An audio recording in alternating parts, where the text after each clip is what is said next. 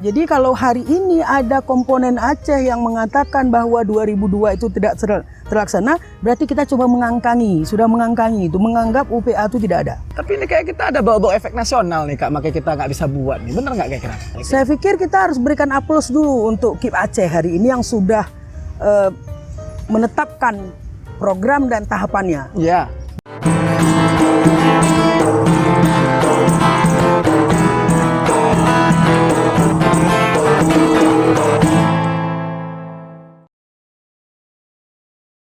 Assalamualaikum Kak. Waalaikumsalam warahmatullahi wabarakatuh. Alhamdulillah. Gimana kabarnya Kak? Sehat Kak? Alhamdulillah, insyaallah sehat. Kesibukan sekarang Kak, kalau kita lihat di media sosial memang Kakak lagi banyak sekali kegiatan-kegiatan nih Kak. Salah satunya Kak? Kebetulan dikasih amanah untuk bantu-bantu di kampus Universitas Sencunadi. Berarti selain daripada itu juga punya kegiatan-kegiatan lain tentunya Kak. Nah dalam kesempatan ini Kak, kita mau banyak ngobrol nih Kak. Mengenai hal yang paling hangat, paling sering dibincang-bincangkan di warung kopi. Politisi-politisi muda hari ini sudah menjamah diskusi itu. Bicara angka 22 dan 24, pilkada. Pandangan Kakak melihat pilkada 2022 yang kata-katanya nih tidak jadi. Menurut pandangan Kakak? Ya, bismillahirrahmanirrahim. Assalamualaikum warahmatullahi wabarakatuh. Terima kasih kepada adik-adik Rejut Project yang sudah mengundang saya di sini untuk berbincang-bincang. Yang pertama saya ingin sampaikan kalau cerita pilkada sebenarnya pilkada Aceh ya. Pilkada Aceh. Tidak ada alasan bagi rakyat Aceh itu tidak melaksanakan pilkada Aceh tahun 2022. Menarik ini Kak. Nggak ada alasan gitu. Tidak boleh ada keraguan di dalamnya dalam hal tanggal penyelenggaraan dan tidak boleh ada dualisme peraturan di dalamnya. Kalau kita bicara tentang pilkada Aceh, kenapa? Kalau saya boleh sedikit cerita, bahwa ketika kita bicara tentang pilkada Aceh itu sebenarnya kita bicara tentang 3 hal saja gitu, dasar hukum yang jadi dasar hukum. Bahwa yang pertama, kenapa tidak boleh ragu gitu? Kenapa orang Aceh, pemerintah Aceh gitu tidak boleh ragu terkait dengan pelaksanaan pilkada Aceh? Yang pertama bahwa negara ini menjamin gitu, menjamin kekhususan Aceh, otonomi Aceh itu satuan-satuan pemerintah punya kewenangan sendiri-sendiri. Gimana kita lihat gitu? Itu di Undang-Undang 45 pasal 18B. Nanti secara rinci mungkin bisa dilihat, tapi intinya seperti itu. Itu yang pertama. Yang kedua yang paling membuat akhirnya semua komponen yang ada di Aceh harus yakin dan percaya bahwa tidak boleh pelaksanaan pilkada Aceh itu tidak terselenggara di tahun 2022 itu adalah undang-undang pemerintahan Aceh yang ini menjadi khususan bagi pemerintah Aceh itu sendiri.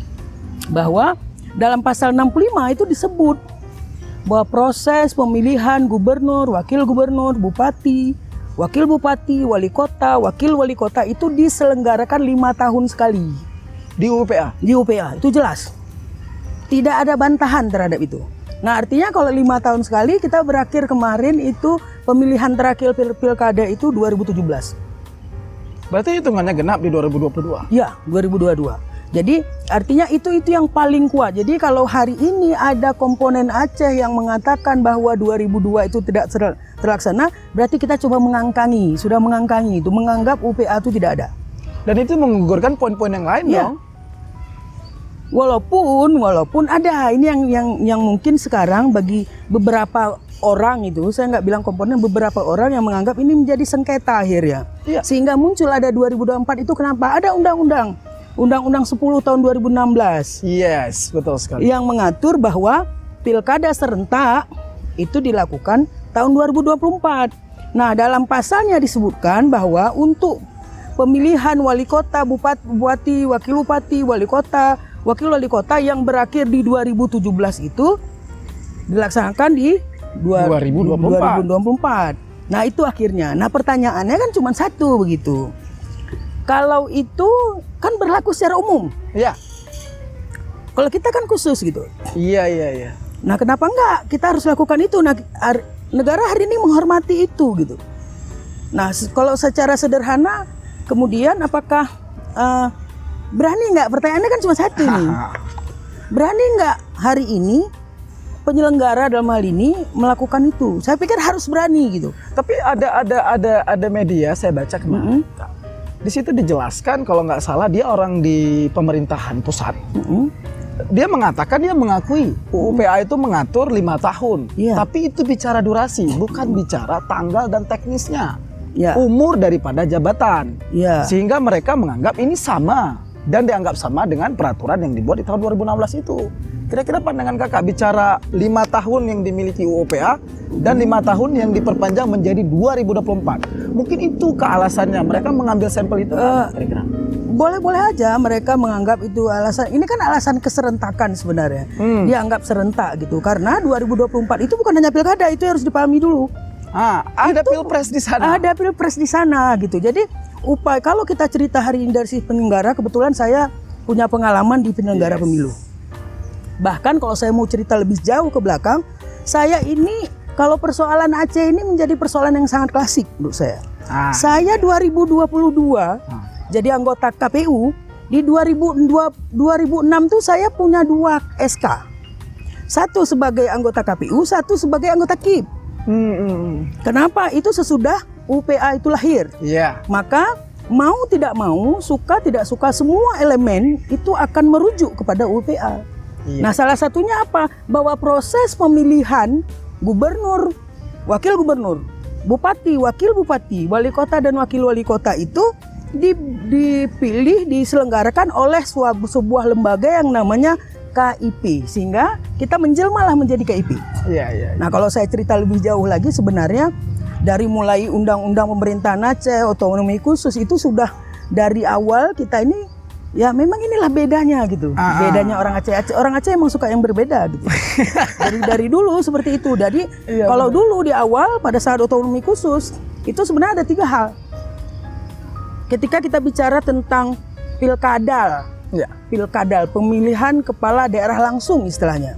Benar. Itu soal 3 hal yang akhirnya menjadi urgen dan jadi pembicaraan penting bagi semua komponen. Yang pertama adalah soal penyelenggara. Nah, kalau dulu pada saat otonomi khusus dan undang-undang Pemda itu ada sengketa di situ, ada bentroknya kan, bahwa jumlah kalau KPU itu menurut KPU itu 5 orang. 5 orang, kemudian dipilih oleh KPU di atasnya. Nah, sementara kalau berdasarkan otonomi khususnya itu bahwa kita itu berjumlah 9 orang. Jadi 5 dari unsur KIP ditambah dengan 4. Artinya dari soal penyelenggara saja kita sudah berbeda gitu. Ada versi istilahnya, ada versi berbeda. Bahkan pada saat 2006 kalau saya tidak salah, saat saya memiliki 2 SK itu jumlah KPU kita berbeda. Ketika kita ke Jakarta, acara KPU di Jakarta, itu jumlah kita 7. Jadi daerah-daerah lain itu 5. Malah kita lebih banyak berarti. Lebih banyak. Kenapa? Kita mengadopsi undang-undang pemerintahan Aceh. Itu poin ke-1. Yang kedua itu soal calon independen. Itu yang berbeda juga. Jadi persoalan. Kemudian saya lupa satu, yang pertama tadi dari sisi penyelenggara. Kemudian waktu pelaksanaan. Waktu pelaksanaannya itu juga akhirnya ada persoalan di tingkat pemerintahan Aceh. Yang waktu itu namanya Nanggro Aceh Darussalam. Jadi dari mulai ada otonomi khusus, undang-undang pemerintahan Aceh, itu memang kita sudah ada perbedaan pengaturan itu. Tapi dengan lahirnya undang-undang pemerintahan Aceh, saya pikir itu selesai. Maka kita melirik bahasa kakak tadi, kita nggak perlu ragu bicara 2022. Karena kalau kita melirik dari perbedaan, sungguh banyak sekali perbedaan. Dari penyelenggara, kemudian independen, malah ada partai lokal di sana lagi. Dari secara teknis maupun juga pelaku politik itu sendiri dengan armadanya, itu udah berbeda dengan daerah lain. Maka saya menarik dengan kata-kata kita tidak boleh ragu. Katakanlah jadi 2022 ini kan. Ini kan tenggang waktunya kan sangat sedikit, Kak. Apakah efektif pemilu kada itu kalaupun terjadi 2022 ini berhasil dilaksanakan dengan keadaan seperti ini? Saya pikir kita harus berikan aplaus dulu untuk KIP Aceh hari ini yang sudah menetapkan program dan tahapannya. Ya. Beberapa bulan yang lalu ya, bulan Februari, bulan Desember, Januari. Nah, itu sudah mulai. Artinya apa? Dalam rentang waktu setahun itu kita sudah. Jadi bulan April ini kita sudah mulai. Sebenarnya penyelenggara itu sudah mulai melaksanakan tahapannya. Nah, kemudian kalau terkait dengan anggaran misalnya, dikhawatirkan karena anggaran, saya pikir pemerintah Aceh hari ini itu mau tidak mau, suka tidak suka memang harus mensupport itu gitu. Ya. Nah, apa yang dikhawatirkan saya pikir kan, kenapa harus jadi ragu gitu? Kenapa harus takut karena Undang-Undang 10 gitu? Tinggal di judicial review aja gitu kan? Iya. Ya kan, kalau memang hari ini ada kekhawatiran ini kan kita harus ikut gitu. Harus ikut undang-undang nasional misalnya terkait dengan pelaksanaan 2024. Nah, kita punya undang-undang kekhususan ini. Nah, kalau memang itu ditentang maka kita judicial review. Terhadap pasal di dalam undang-undang itu. Nah, menjadi pertanyaan. Dulu ada, saya ingat persis dulu bagaimana teman-teman kita, ada Bang Kausar, Kamarudin dan lain-lain itu menggugat, termasuk KIP kalau saya tidak salah, menggugat terkait dengan pasal-pasal yang ada dalam undang-undang itu. Nah, akhirnya terjadilah perubahan. Nah, begitu juga dengan ini. Kenapa harus takut dengan undang-undang kalau kita hari ini mempunyai undang-undang kekhususan itu gitu. Tidak ada yang harus diragukan, ditakutkan gitu. Makanya kan kita kalau melihat narasi yang berkembang sih Kak, oke, fine, kita bilang tadi Aceh mampu dengan segala waktu dan tahapan-tahapannya. Tapi kan kita bisa melihat bahwasannya narasi yang berkembang, saya malah lebih melihat potensi untuk 2022 itu malah pesimis Kak. Karena banyak sekali orang-orang mengatakan, memang aja deh, war biar pelupuk mendung, war biar pelupuk. Nah, kalaulah itu tidak terjadi, saya sepakat dengan bahasa kakak ini mengugurkan semuanya yang sudah terlaksana. Bicara 5 tahun tanpa bicara teknis dan tanggal, Kak. 5 tahun UUPA, 5 tahun sama dengan Undang-Undang Pemerintahan Nasional. Ini disamaratakan kan ceritanya Kak, tadi kita bilang disamaratakan. Kalau hari ini bertindak Aceh sendiri, bergerak sendiri, melaksanakan tanpa mengikuti Undang-Undang Pemerintahan Nasional yang dalam Undang-Undang 2016 nomor 10 kalau nggak salah, kira-kira itu berlawanan nggak kira-kira? Nggak berlawanan. Karena kan mengacu kepada Undang-Undang Pemerintahan Aceh. Jadi kalau 5 tahun itu kurang lebih 17 Februari kita akan lakukan pemilihan langsung untuk wali kota dan wakil wali kota. Nah, kemudian bukan hanya itu, ada daerah-daerah lain yang juga di 2023 gitu. Nah, kalau 2017 kita juga dapat serentak 17 ke 24 kan? Iya. Kan dapat juga kita serentak artinya. Jadi kalau kita lihat dari sisi penyelenggara, sebenarnya saya nggak punya hak lagi untuk ngomong itu, hanya punya pengalaman lah. Sharing pengalamannya saja. Saya pikir itu justru banyak hal yang bisa kita kaji, mulai dari kelelahan 400-an lebih. Pemilu 2019 itu membuat banyak penyelenggara kita yang meninggal gitu. Dengan kondisi hari ini disatukan. Jadi kan ini ada rezim model sistem pemilu yang sistem pemilu nasional, pemilu daerah, pemilu itu seperti itu. Jadi sebenarnya kalau ditanya saya hari ini ketika bicara Pilkada Aceh itu bicara tidak lain dan bukan bagaimana hari ini kita melegalkan konstitusi yang ada, pemerintah Aceh itu sendiri. Kita berpegang pada yang sudah ada saja. Iya, UPA. Kita tidak usah melirik yang lain. Kita hanya berpegang pada undang-undang pemerintahan Aceh. Karena kalau kayak kakak bilang tadi, aku cocok sih Kak. Waktu pemilu kada kemarin 2002, pemilu 2019 itu kan ada penggabungan tuh Kak. Iya, penggabungan. Banyak memakan korban. Iya, konon lagi 2024 kan, digabung lagi. Item wali kota, bupati dan segala macam. Itu belum lagi kita cerita bagaimana kita kan ingin melihat pembelajaran politik yang diberikan kepada masyarakat, pendidikan pemilih ya, salah satunya. Nah, ketika itu digabung maka intensitas pemilih untuk mengevaluasi partai politik, mengevaluasi calon, walaupun di dalam pilkada itu tidak serta-merta harus dari partai politik, ada calon independen, ada gabungan dan lain sebagainya. Tapi itu membuat akhirnya pemilih hari ini melakukan sebuah evaluasi sebenarnya. Jadi ada nilai positif sebenarnya seandainya ini kita pisah. Kalau ini cerita secara nasional, tapi kita kembali bahwa kalau cerita Aceh maka tidak ada alasan penyelenggaraan Pilkada Aceh itu tidak dilaksanakan 2022. Persoalan dasar hukum saya pikir sudah sangat kuat. Gitu. Oh, kalau itu ingin diragukan, cuma satu. Kalau kita mau, judicial review. Uji materi terhadap pasal itu. Tapi ada yang bilang nih, Aceh ini mungkin boleh sih buat, silahkan. Tapi ini kayak kita ada bau-bau efek nasional nih Kak, makanya kita nggak bisa buat nih. Bener nggak kira-kira? Saya pikir jelas itu, baik dalam undang-undang pemerintahan Aceh maupun dalam undang-undang pemilu itu sendiri, bahwa kalau terkait dengan pelaksanaan pilkada Aceh yang merujuk kepada undang-undang pemerintahan Aceh, jelas APBA anggarannya. Iya. Jadi tidak ada persoalan dengan anggaran dari pusat. Tidak ada bicara ke sana. Hari ini pemerintah Aceh hari ini melalui DPRA-nya itu harus melakukan, bahkan sebenarnya kalau kita mau lihat, kita buka satu persatu poin dengan dalam undang-undang pemerintah Aceh. Jadi tata urutan ketika mau dilaksanakan pelaksanaan pilkada itu yang pertama adalah DPRA menyurati, memberitahukan KIP bahwa sudah habis masa jabatan.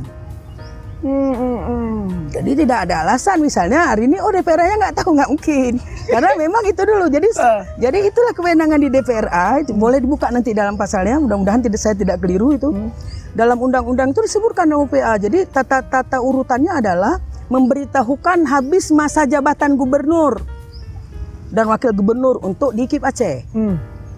Ya kan? Nanti pemerintah DPR, misalnya kita di Langsa ini DPRK itu memberitahukan bahwa sudah habis masa jabatan bupati atau wali wakil wali kota, ya wali kota dan wakil wali kota. Itu tata urutannya. Nah, konsekuensi dari itu apa? Penyusunan anggaran kan? Iya.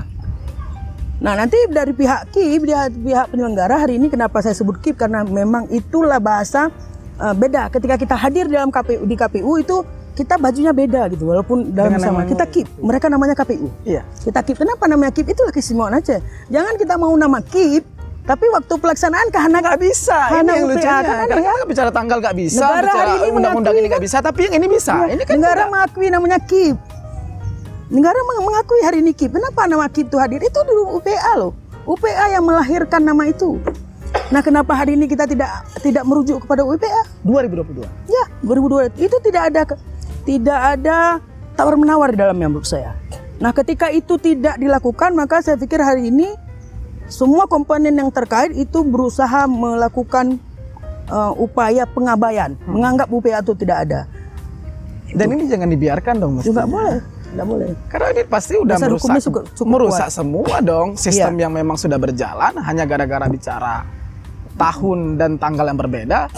Karena saya juga melirik bahasa beberapa kata beberapa pejabat lah di media saya baca bahwasanya mereka mengatakan undang-undang ini belum diuji coba, jadi tidak bisa diubah. Undang-undang yang dikeluarkan di 2016 dan 2017 tadi untuk pilkada serentak 2024. Ya. Ini kalau Aceh mau bergerak sendiri, ini kan sudah ada jalurnya. Iya, kan? betul. Beda dengan daerah-daerah lain kan, Kak? Iya. Misal kayak kita bicara Jakarta, kita bicara beberapa daerah, karena bukan Aceh saja yang mendapatkan jadwal di Pilkada 2022. Iya. Kalau nggak salah saya ada sekitar puluhan kabupaten kota dan juga provinsi. Seratusan lah. Seratusan waktu itu. Dan yang perlu diingat, Pilkada Aceh mulai dari 2006 itu sampai dengan yang kemarin itu merujuk ke UPA loh.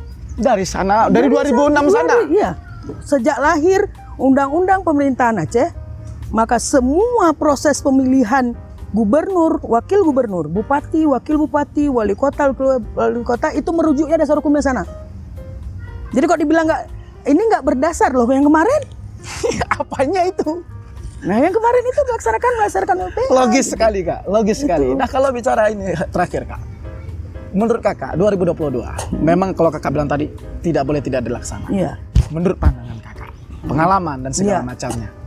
Kira-kira Kak, peluang 2022 di mata Kakak dengan keadaan saat ini bisa terjadi pemilu kada kita? Insya Allah bisa. Kenapa saya jawab bisa? Saya akan coba kaji dari berbagai sisi gitu kan. Yang pertama saya ingin membuka mata kita semua bahwa beberapa bulan yang lalu itu pemilu kada dilaksanakan di beberapa daerah. Ya. Walaupun akhirnya ada beberapa pegiat pemilu yang mengatakan bahwa ini jangan dibuat gitu. Jangan dibuat karena kita takut COVID lain sebagainya. Situasi itu, kemudian dengan kondisi pemerintah juga akhirnya tetap maju, tapi insya Allah kan aman gitu. Bisa jalan? Bisa jalan. Artinya tetap ada peraturan-peraturan KPU saya pikir yang sudah dibuat oleh KPU saat ini dan sudah berjalan itu mengadopsi atau mengikuti aturan-aturan protokol kesehatan itu sendiri dan itu sudah kita buktikan gitu. Ya, ya. Berhasil, tidak ada persoalan yang begitu signifikan ketika pilkada itu dilakukan di saat yang kemarin luar biasa. Ada beberapa jumlah kabupaten COVID-nya. daerah-daerah yang melaksanakan PKM. Ya, kita berharap memang dalam kalau sekarang kita berdoa bersama supaya pandemi musibah ini segera berakhir gitu, sehingga di 17 Februari nanti itu kita sudah bisa normal kembali. Tapi paling tidak kalau melihat dari pengalaman yang lalu itu tidak berpersoalan. Itu yang pertama. Yang kedua, bahwa secara kesiapan saya pikir penyelenggara sudah sangat siap. Sangat siap. Buktinya KIP Aceh sudah menetapkan tahapan dan program. Dan saya pikir itu juga mengacu kepada aturan-aturan yang ada gitu. Nah, mereka sudah atur terkait dengan soal bagaimana hari ini apakah bisa dilakukan sosialisasi. Sosialisasi itu bukan menjadi miliknya KIP saja, tapi juga menjadi miliknya partai politik. Pendidikan pemilih itu kan bukan menjadi miliknya KIP, bukan menjadi tanggung jawab KIP sepenuhnya gitu. Yang paling berkepentingan dengan pemilih saya pikir KIP oke. Tapi yang sangat berkepentingan itu adalah calon gitu. Yang perlu suara kan calon ini. Iya, benar. Artinya hari ini semua stakeholder terkait ini harus melakukan upaya dalam rangka mencerdaskan pemilih sehingga pemilih bisa memilih pemilih itu dengan benar, dengan ikhlas dan nyaman dan sangat cerdas menentukan siapa yang akan mereka pilih Pemimpin kelak. Nah, kalau KIP kan hanya menyampaikan aturan saja, saya pikir aturan terkait dengan dan itu juga bisa disampaikan oleh partai politik. Dua. Kemudian itu yang kedua. Kalau soal anggaran, saya pikir hari ini mau tidak mau, suka atau tidak suka, ketika hari ini KIP selaku penyelenggara dan pemerintah hari ini bersama-sama sepakat ingin mengukuhkan legalitas konstitusi di Aceh, menyampaikan bahwa ini loh UUPA, maka saya pikir tidak ada alasan untuk tidak ada anggaran. Itu. Nah, itu yang saya pikir menjadi alasan kuat kenapa kita harus, kalau kita kaji kenapa itu harus siap. Gitu. Kalau yang lain Kakak sangat optimis saya. Dengan yang Kakak sampaikan itu sangat logis sekali. Ya. Tinggal hari ini berarti kalau kita melihat hari ini KIP lah yang memang betul-betul menjadi garda terdepan sana. Nah, kalau seandainya ini hal yang mungkin sedikit dirisaukan oleh banyak kelompok misalnya atau berbagai kelompok terkait dengan bagaimana ini apakah berlawanan, apakah nanti akan menjadi sengketa, saya pikir ketika itu dipaksakan misalnya Undang-Undang 10 itu untuk dilaksanakan harus 2024 saya pikir. Nah, maka komponen Aceh itu bisa melakukan judicial review terhadap undang-undang itu sendiri di pasal itu. Nah, siapa yang punya legal standingnya, yang punya hak untuk itu? Siapa? Hari ini karena ini dia bicara baju hukumnya adalah kewenangan lembaga, maka yang bisa melakukan judicial review, uji materi terhadap pasal itu adalah gubernur dan DPRA.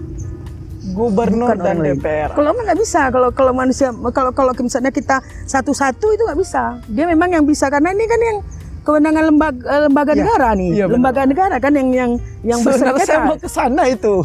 Yang bersengketa. Jadi kita terkadang gini, kenapa nggak akhirnya itu tidak terjawab atau tidak terselesaikan karena memang salah ininya kan, salah masuknya gitu.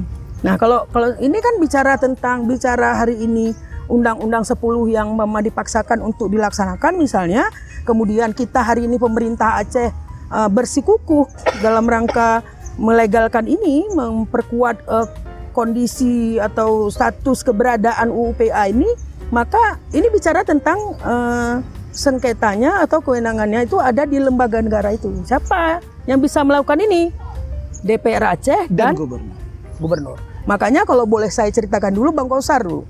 Bang Kausar kalau nggak salah saya ada Bang Kausar waktu itu di DPR. Di DPRA melakukan gugatan terhadap uji materi beberapa poin yang ada di. Berarti ada pengalaman histori. Ya. Secara histori kita punya pengalaman bahwasanya kita pernah memiliki hal-hal demikian. Iya. Nah, kenon lagi untuk sering kenapa harus berhenti? Iya. Nah, ini kalau boleh saya sampaikan sedikit bahwa ini nggak bisa gitu, nggak bisa dengan cuap-cuap kita gitu kan di media sosial misalnya, bahwa ini nggak bisa seperti itu. Tapi ketika ini artinya boleh-boleh saja kita melakukan cara-cara yang preventif untuk ini, tapi bukan berarti ketika itu digugat secara permanen atau tidak kan muncul gitu. Ketika saya ingat betul karena kebetulan saya ada nulis itu berita terkait dengan satu hari ya, sorenya pagi melakukan memutuskan tahapan, saya ada nulis di media terkait dengan itu. Keesokan harinya itu rame-rame berbagai kelompok termasuk salah satunya dari KPU nyatakan bahwa itu tidak boleh, bisa di DKPP katanya. Jadi sehingga membuat masyarakat awam itu menganggap wah dilematis lah KPU gitu. Iya. Keep kan, ketika satu sisi dia harus melaksanakan undang-undang pemerintahan Aceh, tapi dari pihak KPU sendiri itu mengatakan bahwa ini tidak boleh, harus ada koordinasi dan lain sebagainya. Yes. Nah itu, padahal kalau saya secara pribadi dan kemudian berangkat dari pengalaman, kebetulan saya juga ketua Jaringan Demokrasi Indonesia Langsa. Yes. Nah itu melihat bahwa yang dilakukan oleh KIP hari ini sudah sangat-sangat benar. Dan juga mendukung Ya. langkah-langkah KIP untuk bisa menyelenggarakan pilkada di 2022. Iya, betul. Luar Karena biasa. sudah memang seharusnya dan sepatutnya seperti itu. Ini rasanya kita kayak fresh lagi, Kak. Ketika kami kemarin masih baca-baca ini, kemungkinan juga beberapa dari kami juga sudah mengklaim nih secara pribadi lah, ini kayak jadi 2024. Setelah kita mendengarkan pemaparan Kakak, ini kita muncul optimis baru dan kita yakin bahwa 2022 kita punya peluang besar bisa melaksanakan itu. Kembali kepada KIP hari ini dan juga elemen-elemen lain untuk mendorong dan mensupport agar bisa terrealisasi 2022 terlaksana. Ini bukan bicara pilkada dan politiknya, tapi ini bicara marwah. Poin-poin yang tertuang dalam undang-undang pemerintahan Aceh patut diperjuangkan, kan kita begitu? bicara tentang pemerintahan Aceh. Itu dia. Jadi gitu kita kan? kesampingkan dulu nih yang lain nih. Kita bukan bicara siapa yang nanti jadi gubernur, siapa yang jadi wali kota. Kita bicara pilkada. Ini bicara tentang isi daripada undang-undang pemerintahan Aceh. Terima kasih Kak atas waktunya. Banyak ilmu dan informasi yang bisa kita dapatkan. Mungkin kita bisa sharing-sharing lain waktu dengan konsep dan juga bahan-bahan materi yang lebih banyak. Perlu kita gali dari Kakak. Insyaallah. Terima kasih Kak. Kira-kira Kak pandangan terakhir ke Kakak dalam memberikan pesan kepada kita-kita yang mungkin hari ini masih pesimis melihat 2022 itu tidak terjadi pilkada. Mungkin dari Kakak ada motivasi nggak nilai lebih untuk kita-kita nih biar bangkit bahwa yakin 2022 kita pegat pilkada. Saya pikir closing statement lah ya, bahwa bicara tentang pilkada Aceh, maka kita semua hari ini tidak peduli apakah itu stakeholder terkait, dalam hal ini KIP, kemudian DPR Aceh, misalnya partai politik, karena kan memang itu ada beberapa unsur kan pemilih. Nah kita lah dari sisi pemilih maka sudah seharusnya dan sepatutnya itu mendukung, mengukuhkan kembali. Jadi kalau saya berharap kepada seluruh masyarakat Aceh bahwa mari melawan lupa, jangan lupa bahwa proses keren tuh bahasa tuh. Proses melahirkan undang-undang pemerintahan Aceh itu tidak mudah. Maka kita tinggal lagi hari ini bagaimana UPA itu bisa kita jaga, dan Pilkada Aceh 2022 adalah bagian menjaga undang-undang pemerintahan Aceh. Saya pikir itu. Luar biasa closing statement, melawan lupa. Jangan pernah lupa sejarah. Sekian, terima kasih. Assalamualaikum warahmatullahi wabarakatuh. Waalaikumsalam warahmatullahi wabarakatuh.